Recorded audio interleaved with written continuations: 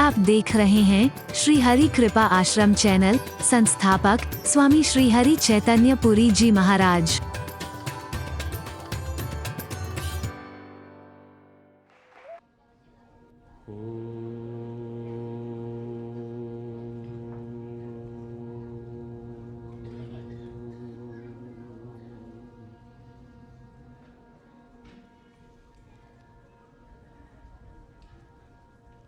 जय जय नारायण नारायण हरि हरि।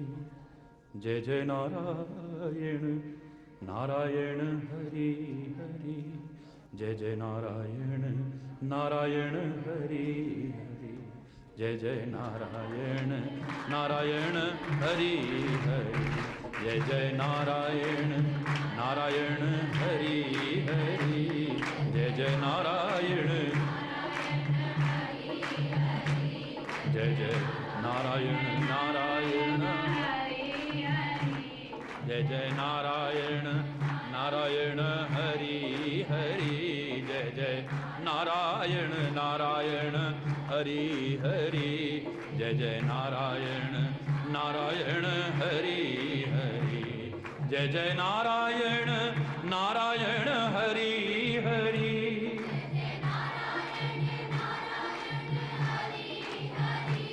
जय जय नारायण नारायण हरि हरि। हरि बोल।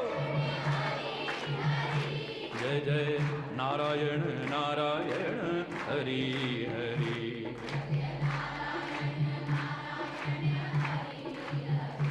तेरी लीला जग से न्यारी हरि।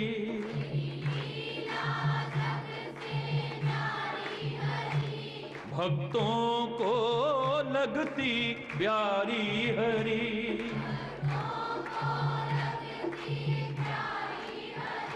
जय जय नारायण नारायण हरि हरि। शरण तिहारी हरि। अब राखो लाज हमारी हरि। अब जय जय नारायण नारायण हरि हरि। जय जय नारायण नारायण हरि हरि। जय नारायण हरि बोल हरि बोल। जय नारायण नारायण हरि हरि। जय जय नारायण जय जय नारायण नारायण हरि हरि। जय जय नारायण नारायण हरि हरि।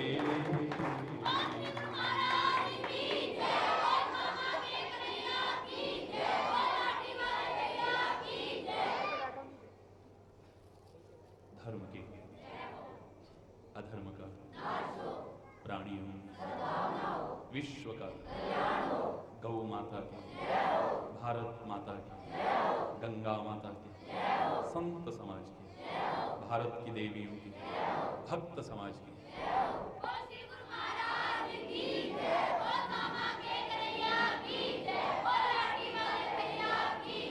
बोलो वृंदावन बिहारी जय जय श्री राधे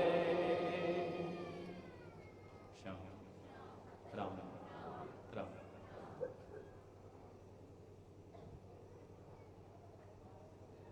वर्तमान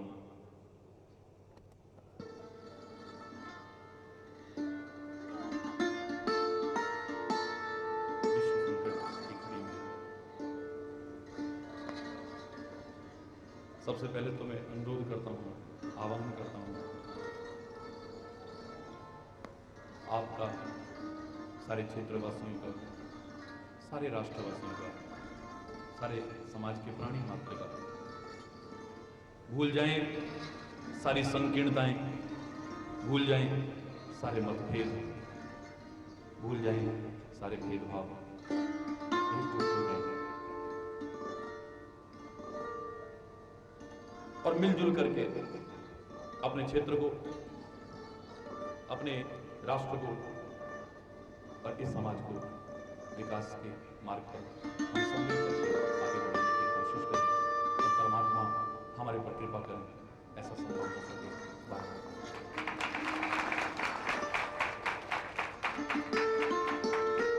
इतने व्यस्त कार्यक्रम में से भी ये आपके प्यार का ही परिणाम है जो आप दूसरी बार फिर यहाँ लेकर के अपने बीच आए हैं।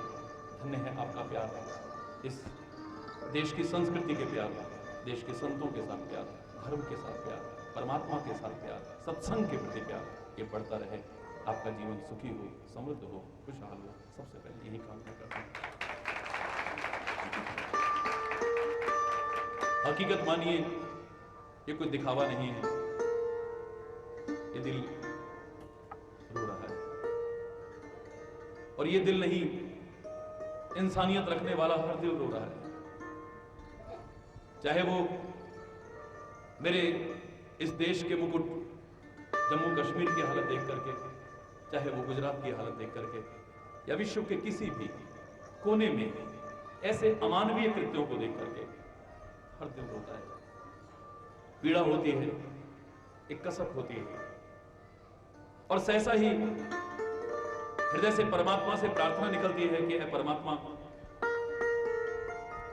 आपसे ही प्रार्थना करते हैं कि ऐसे भटके हुए लोगों को आप सन्मति दें, सद्बुद्धि दें ऐसे लोगों को, चाहे वो हमारे देश के अंदर हो, चाहे हमारे पड़ोसी हो, चाहे विश्व के किसी भी कोने में हो।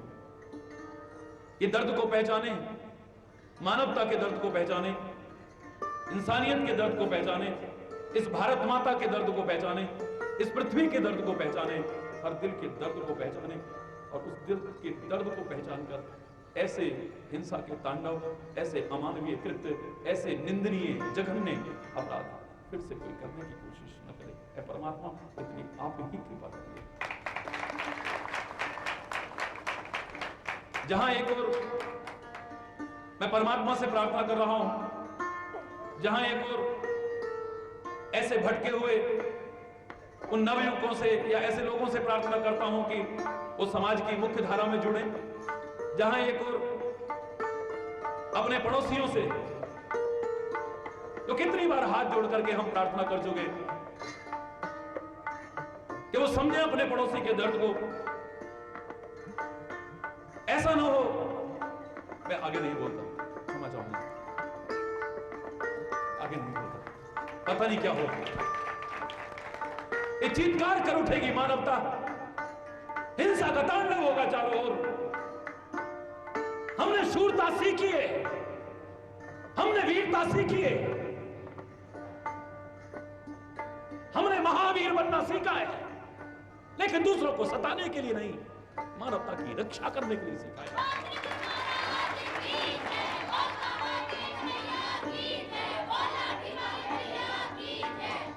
कल मैंने भी प्रवचन किया था, मेरे पत्रकार भाइयों ने मेरे से एक प्रश्न पूछा था कि क्या संग्राम होना चाहिए? भारत तो विश्व शांति का अग्रदूत रहा है, सारे विश्व को यहां से शांति का संदेशा मिला है। हम युद्ध नहीं चाहते, रक्तपात हम नहीं चाहते, लेकिन हमारे धैर्य की और परीक्षा नहीं ली जाए। तो मैंने कहा मेरे भाइयों, आप कह रहे हैं कि संग्राम, वो संग्राम तो परमात्मा करे, उनको भी सद्बुद्धि आए और ये हिंसा का तांडव बंद हो, वो संग्राम तो कभी ना हो। लेकिन सत्संग आपसे इतना जरूर कहता है कि संग राम जरूर रखना, फिर देखेगा। संग राम रखो, संग अल्लाह को रखो, संग खुदा को रखो, संग परमात्मा को रखो, तो ये संग्राम तो अपने आप बंद हो जाएंगे। विश्व का कोई भी मजहब, कोई भी मत, कोई भी देश इस हिंसा के तांडव को फिर नहीं बचाएगा अगर संग में धर्म है।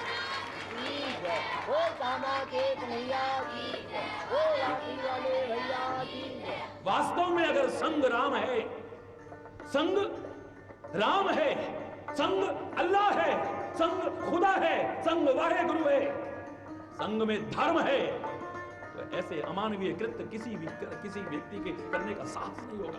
हर ओर शांति होगी, हर ओर। हमने शौर्यवीर बनना सीखा है, हमने बलशाली बनना सीखा है। जब कभी ऐसी आवश्यकता पड़ी, मैंने मजबूर होकर के, जब पूरे विश्व के नाम संदेशा जा रहा था,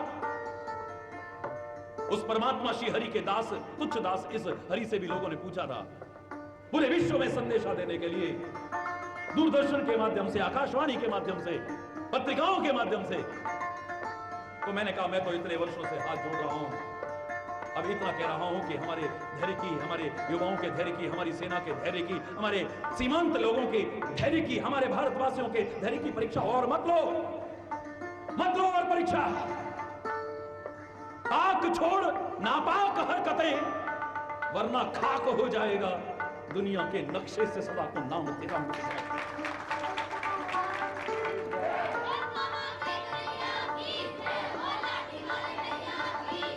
हमारे दिल में दर्द है, पीड़ा है, कसक है, मानवता के प्रति जघन्य अपराध को देख करके। हम नहीं चाहते युद्ध, शांति चाहते हैं और हकीकत करें, क्योंकि हमें भी ताकतवर बनना सिखाया है। लेकिन उस ताकत का इन मजलूमों पर, इन मजबूरों पर, इन निर्दोषों पर, छोटे छोटे बच्चों पर जुल्म ढाने के लिए नहीं। हमारे महापुरुषों ने, गुरु गोविंद सिंह ने भी युद्ध लड़ा। ये कहा कि एक एक आदमी को इतना ताकतवर बनाओ कि 1.25 लाख से लड़ने को तैयार हो जाए। लेकिन हिंसा का तांडव मचाने के लिए नहीं, आतंक फैलाने के लिए नहीं। शूरा सोई जानिए जो लड़े दीन के हेत, और फिर जब लड़ने लगे तो पुरजा पुरजा कट्ट मरे तो न छाड़े खेत, ऐसा बन जाए। कौन है शूरवीर जो निर्दोषों को मारे? कौन है ताकतवर जो निर्बलों पर जुल्म उठाए? शूरा सोई जानिए जो लड़े दीन के हेत, दीन के लिए लड़ता है। कृष्ण ने भी युद्ध किया है, अंत में जाकर के राम ने भी युद्ध किया है, अंत में जाकर के युद्ध को टालने की कोशिश की जाता है, क्योंकि इससे रक्तपात ही होता है और कुछ नहीं होता है। कितने अनाथ हो जाते हैं, कितनों की मांग उजड़ जाती है, कितनी कलाइयां राखी के दिन रोती बिलखती रह जाती है।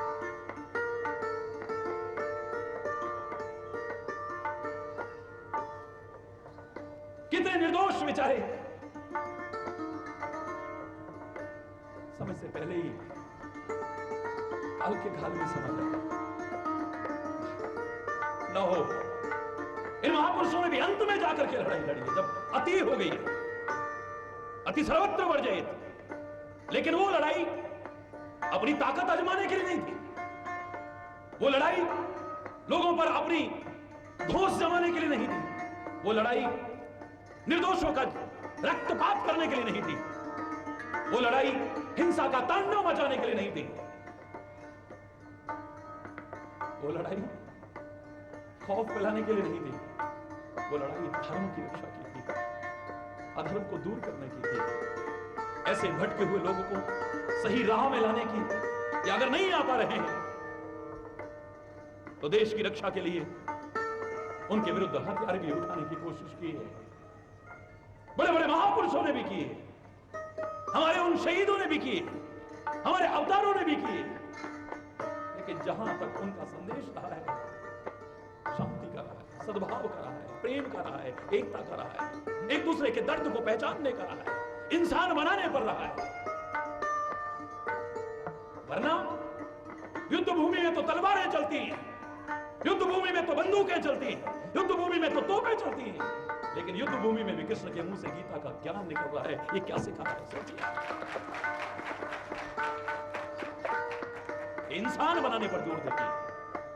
ये सिखाती है कि संग्राम में भी संग्राम को रखो, राम को दूर मत करो, परमात्मा को दूर मत करो, अल्लाह वाहिगुरु को दूर मत करो, धर्म को अपने से दूर मत करो। गीता का पहला शब्द है धर्म क्षेत्रे कुरुक्षेत्र। धर्म क्षेत्र में लड़ाई हो रही है, धर्म क्षेत्र में नहीं हो रही। और आए भी काय के लिए हैं, यदा यदा ही धर्मस्य ग्लानिर्भवति भारत। और वो अधर्म किसी के अंदर भी आ जाए, ये नहीं कहा कि किसी जाति, किसी मुल्क, किसी मजहब के खिलाफ। भगवान कहते हैं मेरी लड़ाई तो अधर्म के खिलाफ है, अंधविश्वासों के खिलाफ है, अत्याचार के खिलाफ है, कुरीतियों के खिलाफ है, बुराइयों के खिलाफ है, विकृतियों के खिलाफ है। किसी व्यक्ति, किसी समुदाय, किसी धर्म, किसी मजहब के खिलाफ नहीं है।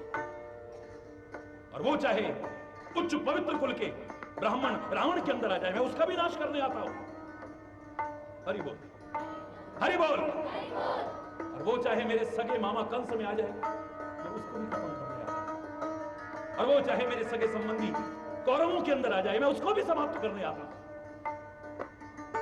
वो चाहे समाज का रक्षण करने वाले उन राजाओं में सही राजनीति न रहने के कारण गलत और प्रेरित समाज को पीड़ित करने की स्थिति आ जाए, तो परशुराम के रूप में उन क्षत्रियों का नाश करने में भी आता हूं। मैं पता नहीं कब तक किसको लिया। मेरा विरोध अधर्म से है, मेरा विरोध अत्याचार से है, मेरा विरोध समाज में व्याप्त बुराइयों से है, कुरीतियों से है, अंधविश्वासों से है। वो जहां भी है उसका विरोध है और होना चाहिए। मेरे अंदर है, उसका होना चाहिए, उसके अंदर होना चाहिए, उसके अंदर होना चाहिए। राष्ट्र विरोधी और समाज विरोधी तत्वों का विरोध होना चाहिए। कड़े शब्दों में उनकी निंदा जितनी की जाए, इस कोमल वाणी से भी करने में संकोच नहीं करना चाहिए। ऐसे लोग इंसान रहे, इंसानियत जिसमें उसे इंसान कहते हैं, उसे इंसान कहते हैं। इंसान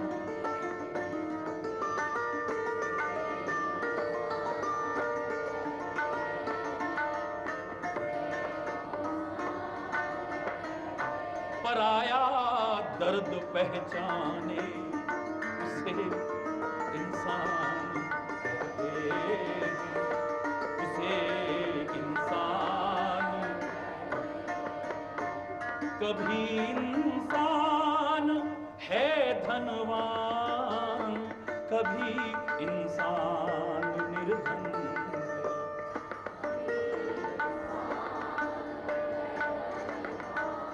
कभी इंसान निर्धन है, किसी के काम जो आए उसे इंसान कहते हैं, उसे। जीव गलती का पुतला है जो अक्सर हो ही जाती है। जीव गलती का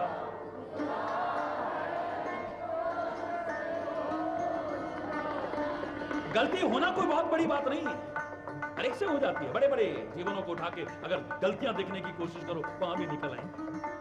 महाराज जी फलाना आपका बड़ा भगत बन रहा है, आप नहीं जानते पहले क्या था, मुझे जानना भी नहीं पहले क्या था। अगर मैं जानना चाहता तो वाल्मीकि की रामायण में ना पढ़ता। हरि बोल। पहले क्या था अगर इसे जानने की कोशिश करता तो कालिदास के महाकाव्य का आनंद मैं न उठा पाता। हरि बोल। महामूर्ख छांट के लाया गया था जिस डायरी पर बैठा था। ऐसा व्यक्ति विद्वान कैसे हो सकता है? उसके महाकाव्य से क्या मिलेगा पढ़कर? पहले क्या था अगर देखता तो उसका आनंद न उठा पाता। पहले क्या था इसे देखता तो तुलसी के मानस का लाभ मैं न उठा पाता। जो औरत के बिना एक क्षण नहीं रह पाया, भयानक तूफान में, भयानक बारिश में एक दिन के लिए मायके गई है, पीछे पीछे भाग रहा है, जिसे ये होश नहीं कि रस्सी पकड़ करके चढ़ रहा है या सांप पकड़ करके चढ़ रहा है। ऐसा कामांध व्यक्ति भगवान का भक्त कैसे हो सकता है? मुझे पढ़ने की आवश्यकता ही ना।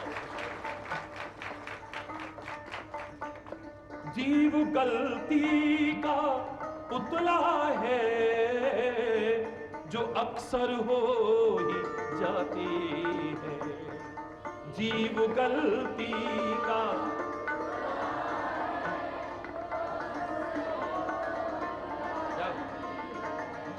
जो गलती कर सुधर जाए उसे इंसान।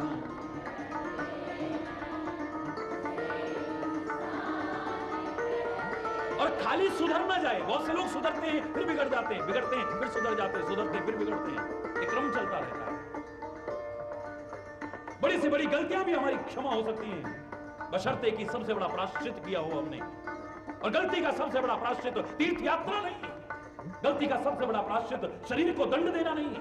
गलती का सबसे बड़ा प्रायश्चित दान पुण्य करना नहीं है। गलती का सबसे बड़ा प्रायश्चित गलती को जीवन में दोबारा न दोहराने का जहां संकल्प ले लिया तो सोचो वो गलती आपकी क्षमा। हमारा सुधरना कईयों का कितनी देर रहता है? जैसे हम देखते हैं जिनकी हम चर्चा कर रहे थे, उन अमानवीय कृत्य करने वाले लोगों की, उनका सुधरना कितनी देर का होता है? अरे वो या हमें भी ऐसे बहुत से लोग होंगे, कईयों का सुधरना कितनी देर का होता है? दो दोस्त थे, उन्होंने कहा भाई देखो तुम शराब पीते हो और लोग कहते हैं तुम ऐसे आदमी की दोस्ती क्यों करते हो, मुझे बड़ी शर्म आती है, या तो तुम शराब छोड़ो या मेरे से दोस्ती छोड़ो। उसने कहा ना शराब छोड़ूंगा ना तेरी दोस्ती छोड़ूंगा। अरे उन्होंने कहा अगर तू नहीं छोड़ेगा तो मैं छोड़ूंगा, आज से तेरी मेरी दोस्ती खत्म। बोले भाई मैं तेरे बिना भी नहीं रह सकता, शराब के बिना भी नहीं रह सकता। बोले मैं फिर तेरे बिना रह सकता हूं। और जब अंत में बहस होकर के ये निर्णय निकला कि अगर शराब न छोड़ी तो आज से ये मेरे को छोड़ देगा। बोला यार अच्छा जा, मैंने शराब छोड़ी पर तेरे को नहीं छोड़ूंगा। पक्की बात है? बोले भाई जा कसम से। तो कसम तो तूने कितनी बार खाई? अरे अपने सिर की कसम बहुत बार खाई है तूने। अच्छा भाई घरवाली की कसम? बोले वो भी तूने बहुत बार खाई। बच्चों की कसम? बोले वो भी बहुत बार खाई है तूने। भगवान की कसम? बोले भगवान की कसम तो गाजर मूली समझी है। भाई को बहुत बार खाई है तूने। अंत में कहने लगा जा यार तेरी और मेरी दोस्ती की कसम, आज से मैं शराब को हाथ नहीं लगा। तो तू नाचने लगा जी, क्योंकि मेरी दोस्ती की कसम ये झूठी नहीं खा सकता है। बड़ा मस्त, बड़ा खुश दोस्त उसी को कहते हैं जो अपने मित्र की अच्छाइयां देख करके खुश, जिन्हें बुराइयों को दूर करने की कोशिश करे, उसका जीवन सुधरते देख करके खुश हो जाए, उसकी तरक्की देख करके खुश हो जाए, उसका जीवन अच्छा बनते देख करके खुश हो जाए। नाचने लगा। मैंने कहा भाई नाचने की क्या बात है? बोले आज मैं बड़ा खुश हूं। बोले क्यों खुश है?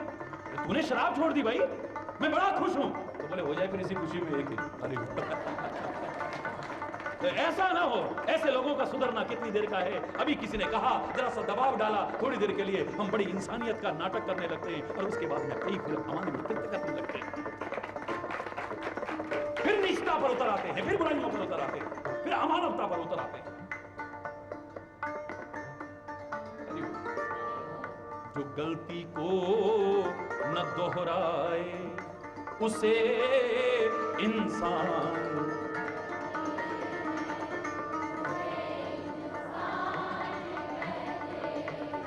कभी इंसान गिरता है, कभी गिरकर संभल जाता।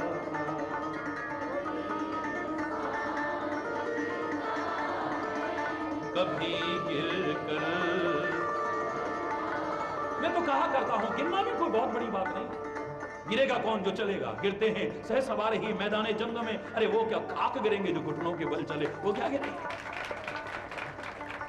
गिरना भी चलने की निशानी है। आप चल तो रहे, लेकिन इंसान वो नहीं है जो बार बार गिरता रहे। कभी इंसान गिरता है, कभी गिरकर संभल जाता।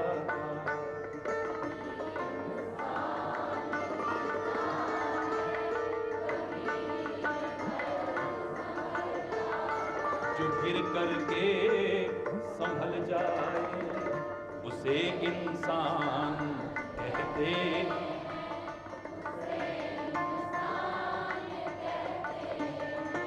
पराया दर्द पहचाने उसे इंसान।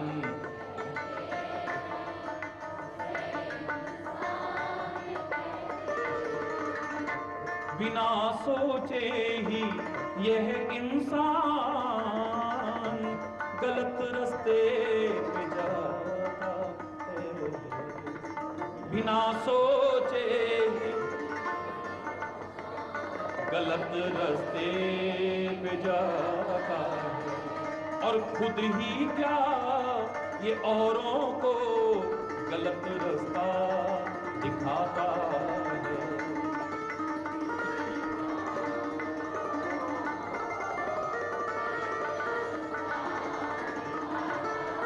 जो गिरतों को उठाता है उसे इंसान कहते हैं। पराया दर्द पहचाने उसे इंसान कहते हैं, उसे। वरना इसके विपरीत जो भी चलता है, चाहे मैं क्यों ना हूं, आप क्यों ना हो, कोई भी क्यों ना हो, चाहे दुनिया के किसी भी कोने में रहने वाला, तो इंसान कहलाने का अधिकार नहीं सब रह सकता। वो हैवान है, वो शैतान है, वो इंसान है। परमात्मा सबको सद्बुद्धि दे। सद्गुरु क्या कोशिश करता है? परमात्मा ने कृपा करके मानव का शरीर दिया है हमें, लेकिन मानव के शरीर को पा करके हर कोई मानव बना हो, इंसान बना हो, कोई गारंटी नहीं है। कोई चोर बना, कोई चक्का बना, कोई लुटेरा बना, कोई बेईमान बना, कोई भ्रष्टाचारी बना, कोई रिश्वतखोर बना, कोई कुकर्मी बना, कोई अधर्मी बना, कोई कुछ बना, कोई कुछ बना। परमात्मा के दिए मानव शरीर को पा करके हर कोई इंसान बना हो, कोई गारंटी नहीं है। लेकिन सद्गुरु और संत के बताए रास्ते पर चल करके कोई इंसान न बना हो, ऐसा एक उदाहरण है।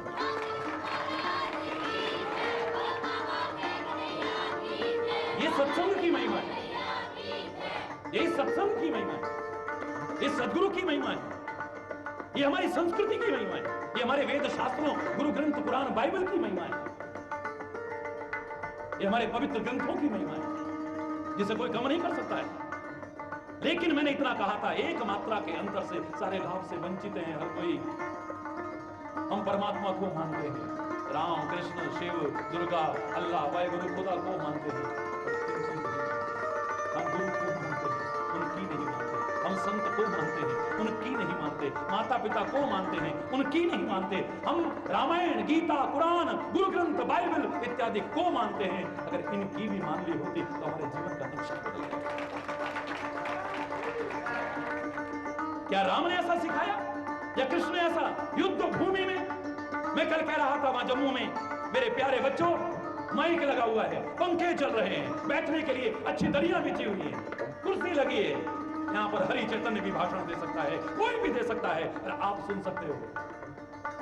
लेकिन सोचो, कल्पना करो, चारों ओर युद्ध की विभीषिका हो, और ऐसे में परमात्मा श्री कृष्ण गीता का ज्ञान दें और अर्जुन धैर्यपूर्वक, शांतिपूर्वक उसे सुने। ऐसा वक्ता और श्रोता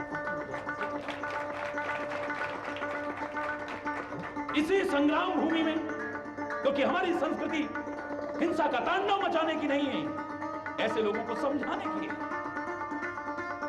ऐसे लोगों की इन अमानवीय कृत्यों की निंदा करने की है।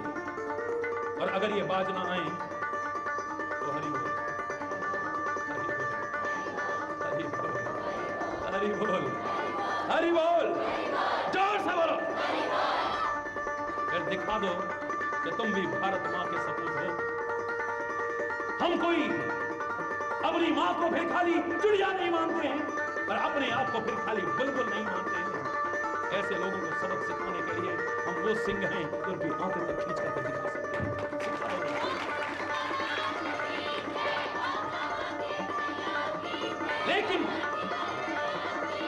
लेकिन यथासंभव हम ये चाहते हैं परमात्मा फिर शांति हो, क्योंकि रक्तपात अच्छी चीज नहीं है। निर्दोष बहते हैं इसमें, निर्दोष मरते हैं इसमें। तभी तो मैंने कल बताया था, संग्राम शब्द के बारे में पूछ ले। मैंने कहा बस वो संग्राम तो ना हो है परमात्मा, लेकिन संग्राम जरूर है। संग संग संग रहे कि नहीं रहे बोलो। वो संग्राम परमात्मा टले, और परमात्मा ने पहले भी सुनी है। हालांकि ऐसी निंदनीय घटनाएं हुई हैं, दिल रो रहा है, अंदर अजीब सी स्थिति है, उसके बारे में मुझसे कुछ बोला नहीं जा रहा है, इसलिए मैं क्षमा चाह करके उस अंग को थोड़ा बदलता हूं। भावुक होकर के कुछ और शब्द न निकल जाए, इसलिए क्षमा चाहते हुए बोल। पहले भी सुनी है उसने, वो युद्ध की विभीषिका टली है, और आगे भी है। परमात्मा खाली यूं ही ना टले, सद्बुद्धि आए ऐसे लोगों को, सन्मति आए। ईश्वर अल्लाह तेरे नाम सबको सन्मति दे भगवान, बार बार प्रार्थना करते हैं। हरि बोल। तो मैं आपको इतना बताऊं कि ऐसा नहीं कि कमजोर बनाना सिखाया हमारी संस्कृति ने। अर्जुन तो बेचारा घबरा चुका था, हाय क्या होगा, हाय क्या होगा, हाय क्या होगा, लेकिन कृष्ण ने खुद उसे मजबूत किया है। परमात्मा श्री कृष्ण ने खुद उसे गीता का ज्ञान देकर के उसके टूटते हुए मनोबल को फिर से जोड़ने की कोशिश की, उसके आत्मबल को बढ़ाने की कोशिश की। अगर कृष्ण ने किया है तो राम ने भी किया है। युद्ध भूमि में हमारे यहां बड़ा प्यारा किस्सा मिलता है कि परमात्मा श्री राम से व्याकुल होकर के विभीषण पूछने लगा, ए परमात्मा देखो ना सामने रावण के पास तो रथ भी है, कितनी भारी सेना भी है, कितने भारी अस्त्र शस्त्र भी हैं, और आपके पास तो कोई रथ भी नहीं है।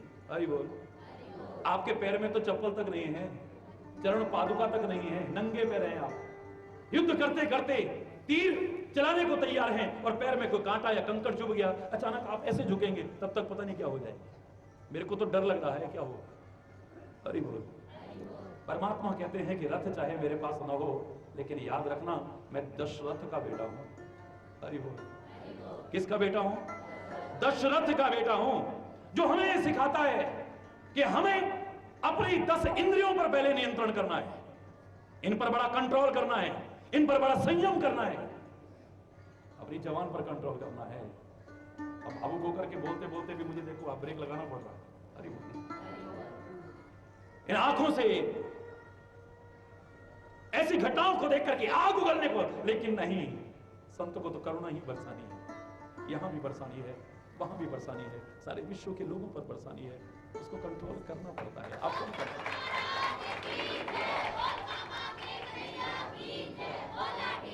हम दशरथ के बेटे हैं विभीषण, जो हमें सिखा रहा है कि धर्म तभी साथ रहेगा, और जहां धर्म है विजय आखिर में वही होती है। याद रखना, ये अधर्म फलता फूलता सा नजर आ रहा है, लेकिन अंत इसका बहुत बुरा होगा। मैं ज्यादा तो नहीं कहता, क्योंकि ये वैसी लड़ाई तो है नहीं जो हमारे पड़ोसी देश हमसे लड़ रहे हैं। वैसी लड़ाई हो तो ज्यादा से ज्यादा 2 दिन में, 4 दिन में, 5 दिन में फैसला हो जाएगा, दावे से कह रहा हूं। लेकिन ये जो आतंकवाद की लड़ाई है, जिसके लिए विश्व एकजुट हो रहा है और होना चाहिए, अगर नहीं हो रहा है तो ये लड़ाई थोड़ी लंबी खींच जाती है। अरे ये आप भी जानते हैं, क्योंकि ये लोग कहां छुपे हैं, किन के बीच छुपे हैं, किस रूप में छुपे हैं, पता नहीं चलता। दुबक करके ये लोग सामने आकर के युद्ध नहीं करते हैं, दुबक करके डरपोकों की तरह युद्ध करते हैं, कायरों की तरह युद्ध करते हैं।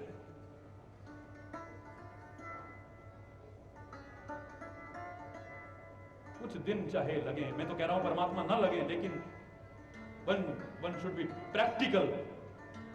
लेकिन इनका अंत देखना। इस देश पर इतिहास उठा के देखिए, इस देश की संस्कृति पर इतिहास उठा के देखिए, कितने हमले हुए थे, लेकिन ना ये देश नष्ट हो सका, ना इसकी संस्कृति। और आगे भी मैं चैलेंज करके कहता हूं, दुनिया की कोई ताकत इस देश को, इसकी संस्कृति को नष्ट करने की हिम्मत नहीं करती। या नष्ट करने वाले नष्ट हो गए। अरे वो नष्ट करने वाले नष्ट हो गए, क्योंकि हमारे यहां धर्म साथ में रहना सिखाया गया है, परमात्मा को साथ रखना सिखाया गया है, झूठ मूठ परमात्मा के नाम पर जिहाद छेड़ना नहीं सिखाया गया है, मजबूरों पर, निर्दोषों पर जुल्म ढाना नहीं सिखाया गया है, छोटे छोटे मासूम बच्चों की हत्या करना नहीं सिखाया है।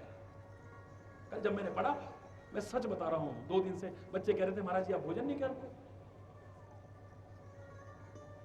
इस दिल को तुम नहीं समझोगे। मैंने कहा, जिसके नजदीकी लोगों में ऐसी घटनाएं होती हैं, कितने दिन तक वो भोजन नहीं करते हैं, क्या उनकी दशा हो जाती है। तो मेरे तो सारे ही नजदीकी है, सारा भारत मेरा नजदीकी है, सारा विश्व मेरा नजदीकी है। कहीं भी ऐसी घटना हो तो इस दिल को दुख न हो, इस दिल में करुणा टूटी कैसे हो सकता है। सोचिए, या गुजरात में खाली लोग जिंदा नहीं जल रहे थे, हम सबके दिल जल रहे थे। यहां खाली ऐसी निर्दोषों की हत्या यहां नहीं हो रही, या हमारी भावनाओं की हत्या हो रही है। अरे वो ए परमात्मा, प्रार्थना करता हूं कल जो गुजरा वो फिर से न गुजरे, आने वाला वो कल ऐसा होना, हम चलें नेक रास्ते पे, हमसे भूल कर भी कोई भूल होना। पता नहीं किन किन भूलों की पहले हम ऐसा पा रहे हैं, अब हमसे कोई ऐसी भूल, हमसे तात्पर्य सारी दुनिया के लोगों से, मानव मात्र से कोई ऐसी भूल ना हो जो इतिहास हमें कभी माफ न कर सके। परमात्मा सबको सद्बुद्धि दे। लेकिन मैं आपको बता रहा था, उन्होंने कहा कि सबसे पहले धर्म का साथ सिखाया गया है। संग्राम में भी अगर संग्राम को रखा गया, संग धर्म को रखा गया, यत्र योगेश्वर कृष्ण। होगी कौरवों के पास कितनी बड़ी सेना, पांडवों के पास उतनी नहीं है, लेकिन संग में राम है, संग में कृष्ण है, संग में धर्म है, तो विजय पांडवों की हुई। दुनिया में कोई उनका बाल बाका करने वाला नहीं है।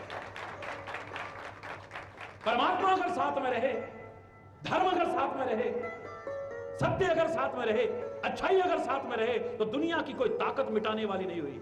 हमने देखा है सत्य को, धर्म को, अच्छाई को डगमगाते हुए, लेकिन डूबते हुए नहीं देखा है। अरे वो इतिहास उठा के देख लीजिए। हमने देखा है बुराई को, अधर्म को और असत्य को फलते फूलते, लेकिन उसको कभी भी पार लगते नहीं देखा है। असत्य की, अधर्म की, अन्याय की, बुराई की नाव चलती हुई चाहे देखे, पर एक दिन डूब जाएगी। लेकिन सत्य की, अच्छाई की और धर्म की नाव डगमगाती चाहे लगे, लेकिन एक दिन पार होकर के रहेगी। ताबे से ये पार होकर के रहेगी। तो परमात्मा श्री राम कहते हैं, घबराओ मत, दशरथ का बेटा हूं, तुम एक रथ की बात कर रहे हो। अरे हमारे यहां तो पहले सिखाया है, ये जो इंद्रियां हैं, इन पर पहले अंकुश लगाओ, इन पर पहले संयम करो, क्योंकि दुनिया को जीतने वाला वीर कहलाता है, महावीर नहीं। अरे बोल, महावीर स्वामी को महावीर क्यों कहा गया? लड़ाई जीतने के कारण, बोलो ना, अपनी इंद्रियों पर कंट्रोल के कारण।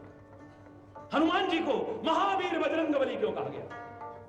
लंका में आग लगाने के कारण, राक्षसों की हत्या करने के कारण, उनको मारने के कारण नहीं। आप हनुमान जी की जब वंदना करते हैं, मनोजवम मारुत तुल्य वेगम जितेंद्रियम। अरे बोल, कौन था? इंद्रजीत। मेघनाद मेघ की तरह गर्जना करता था, बादलों की तरह गरजता था। अरे बोल, लेकिन ऐसे इंद्रजीत को भी अगर कोई हरा पाया, तो लक्ष्मण जैसा इंद्रिय जीत हरा पाया, जिसने अपनी इंद्रियों को जीत रखा था, संयम कर रखा था, दूसरा कोई हराने की हिम्मत नहीं कर सकता। लक्ष्मण महावीर है, राम महावीर है, कृष्ण महावीर है, गुरु गोविंद सिंह महावीर है। ये महापुरुष सारे के सारे महावीर है। हमारा बजरंगबली क्या है? बोलो ना, महावीर है। ये खाली वीर नहीं है, दुनिया को जीतने वाला वीर हो सकता है, लेकिन पहले अपने आप को जीतने वाला महावीर होता है। और जिसने अपने आप को जीत लिया है, वो सबको जीत के दिखा सकता है। और लोगों को मार करके नहीं जीतेगा, वो लोगों के दिल में घुस करके उन्हें जीतेगा, लोगों के दिलों में अपना स्थान बना करके जीतेगा, उनका प्यार पा करके।